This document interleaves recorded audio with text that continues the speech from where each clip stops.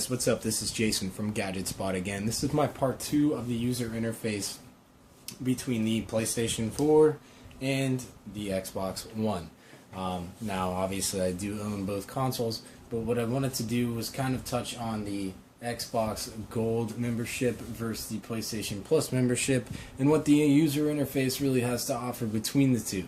Right now, I'm starting out with the Xbox like I did before, and you know what? I'm going to go ahead and do something different. I'm going to start off with my PlayStation. So when I turn on, whenever I hit my PlayStation controller, it automatically jumps over to the PlayStation without me having to actually change anything, which is pretty cool. That being said, what I'm going to do is I'm going to show you guys. PlayStation's been going head to head with Xbox, or rather Xbox has gone head to head with PlayStation with their games with Gold. And if I hop over to the store real quick, something that I wanted to show you guys versus PlayStation is this time around we have 2 free games this month. And if I look right over here to the left, we have Spotlight, which shows us the latest and greatest games that we want to get, that are coming out, and games that are just released, things of that nature. Right here to the left we have Call of Duty Advanced Warfare, which is, it even shows the preload starting on 10/30/2014. You can pre-order it right now for $60 as usual. To the right of that was something that was just released, which is the free Shooter Ultimate, created by Pixel Junk. And as you can see right down here at the bottom, it says free with that little plus in yellow. And then, of course, you have Watch Dogs, which was just released. And then the movie, you can see this movie before it even comes out on Blu-ray. It's 300 Rise of an Empire. I have not seen it yet. I kind of do want to see it. I have no idea what it's about, really, but, other than the fact that it's a continuation. But right below that, we have everything that is PlayStation Plus. So these 2 top rows here to the left are extremely important to me. Why are they extremely important? Well, basically because these are the top 2 that I will use the most. Due mostly to the fact that I am on my PlayStation every single day just about, and also with my Xbox. I'm constantly searching between Spotlight and PlayStation Plus. Spotlight's going to show me what just came out, what was released, if any new game or something that slipped by me was released, and or they have a good deal going on. They have flash sales, things like that, where it goes like 10, 20, 30, 40% off and stuff.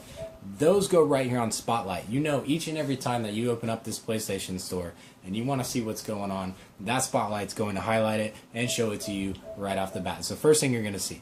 So right below that, the PlayStation Plus is something that I'm also very interested in.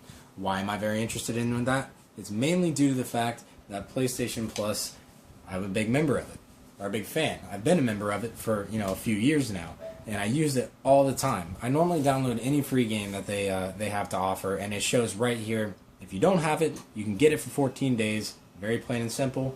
It shows you 12 months, 3 months, 1 month, whatever. So, and just above that, if you want to see the new game that was released this month, it actually shows you the entire lineup of new games for all of PlayStation cross-platform stuff. So, PS3, PS4, Vita, all that stuff, it's right here. I won't force you guys to make you watch that, but you get what I'm saying. So, Shooter Ultimate, this is a new game that came out.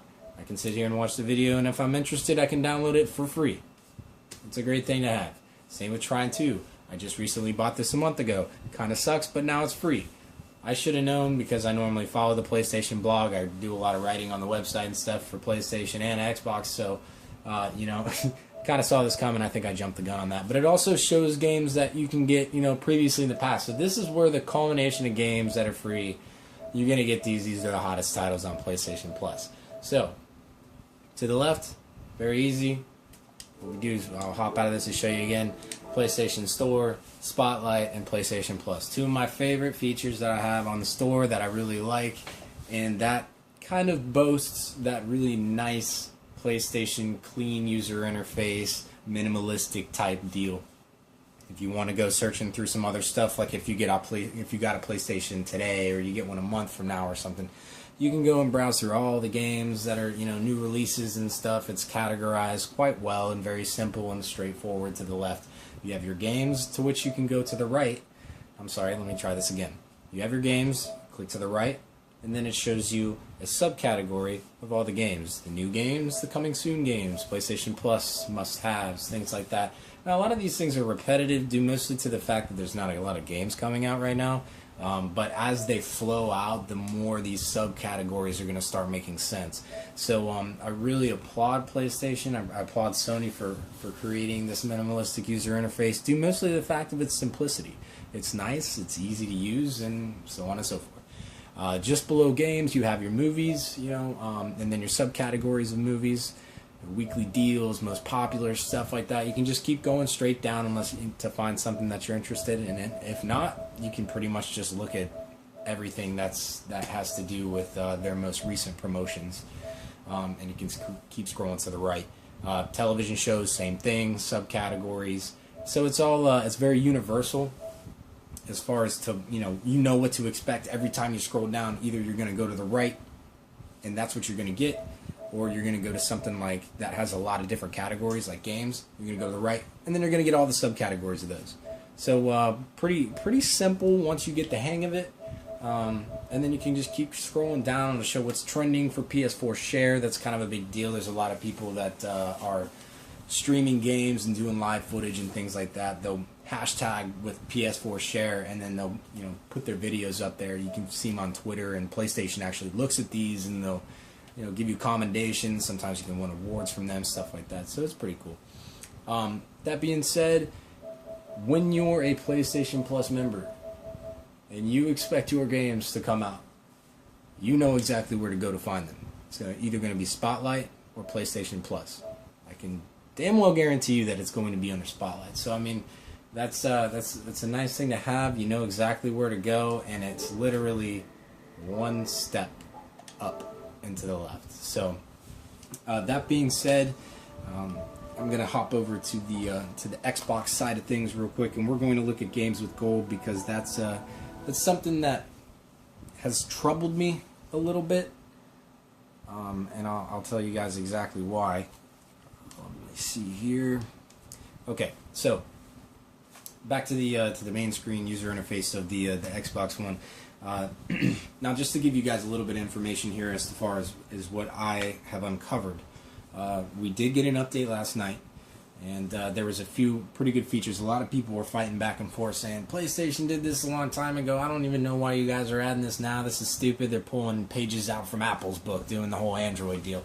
Well, I'm here to say, you guys, you got to understand that this was not made to be like a PlayStation console. It was made to be something completely different, and they're having to adapt to everybody's feedback. They're finding out that some of the ways they went with it, it's just not working out as well as they had hoped. So they're adapting with it. So they put games with gold. I'm grateful that they did. I'm getting more out of the money, and I'm still going to play this regardless. I love both consoles. Most of you guys know in part one, I'm not biased on consoles. I love them all. So, that being said, one thing I did want to mention is that most of you with an Xbox One will understand to the right-hand side here where it says featured, we have, check out the latest update. It'll give you some information on the update we just downloaded. It's got new benefits for everybody, so it shows Xbox Live just got better with gold, and get more with gold. So it gives you a good chunk of background as to, or a good chunk of information, as to, what you're able to look into, and they're providing you with all the details, as the updates and whatnot. Over here at the store, we have games, movies, music, apps, and then you can search. Something that I thought was kind of strange was why that category selector to the right, that pillar right there, column, sorry, to the right is not to the left. I feel as though it should be to where Call of Duty Ghosts is right there, but it's not. It's to the right, and it's not going to break my hand to go over there. I mean, I can simply go to games, but one thing I expected when I downloaded this update is I thought, boom, games with gold was going to be all over there. It's not. There's Quantum Break, which is a preview of that gameplay footage, which, by the way, if you've not seen that, looks absolutely awesome. And I highly recommend anybody going to check that out because it looks really, really great. They're putting a lot of work into it, and it's not going to be released until 2015, which a lot of people were extremely dissatisfied about. But you know what I say, if you need more time to work on a game that's going to be awesome, by all means, go right ahead and do it. Okay, so what I expected here was to see Games with Gold, a large, big square or something, to where it will take you into the subcategories and give you information about Games with Gold. I mean, after all, this is a pretty big campaign that Microsoft's kicking off. Granted, Sony kind of already got the kickoff leading edge on that, but Microsoft, if they see something's being done right, why wouldn't they do it? So anyway, I would think that it would be very easy to navigate to. Now, jumping back real quick, not to that, but what I wanted to show you guys is, we see it here on featured, but as most of you will know, this featured items boxes, or these featured item boxes, will change, and they change, on a weekly basis, or a few days. So needless to say, these are going to be gone. This featured area here, this is kind of like where I'd want to go to see my Games with Gold every time. I want to know that it's there, and I halfway expected it to be there. I'm not griping about it. I found it, but the way I found it was kind of weird, and I'll show you exactly how I did. Last night I downloaded Halo Spartan Assault, which I have on my Surface, and what you just saw there is what I ended up finding. It brought me to this title screen, and I'm playing around with it or whatever, and I'm kind of like, I see this Y up in the top right hand corner, and so don't really know what that's for. I guess it's for the sub menus at that time. That's what I'm thinking. So I just smack Y to see where it takes me, and I did, and it says Games with Gold. And I'm thinking, wait a second, so you're telling me that this big box right here that says Games with Gold, Max, Curse of the Brotherhood, the new free game that you get, this isn't right on my dashboard in the user interface? I don't really understand that concept. I would think that they would put that right there on, that big featured store tile, instead of Call of Duty being there or something like that. You can go, everybody knows about Call of Duty, that's kind of old news by now, but Games with Gold is fresh, it's new, Anyway, so I thought this was going to be there, and it's really weird that I ended up finding this out through the Halo user interface, the menu.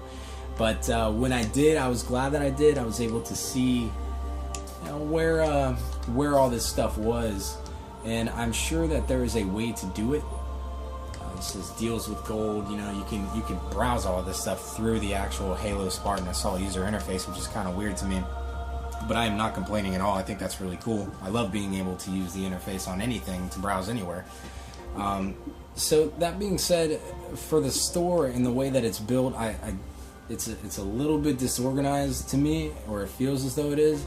I feel though I should be able to see my Games with Gold either here, which I may be able to, and I might not be searching hard enough, which is a disclaimer. I do feel like I should not have to really search that hard for it, but to the right hand side here, you can go to games, movies, music, apps, and stuff like that. I would think that it would still be here, or at least here, under the games area, but it's not.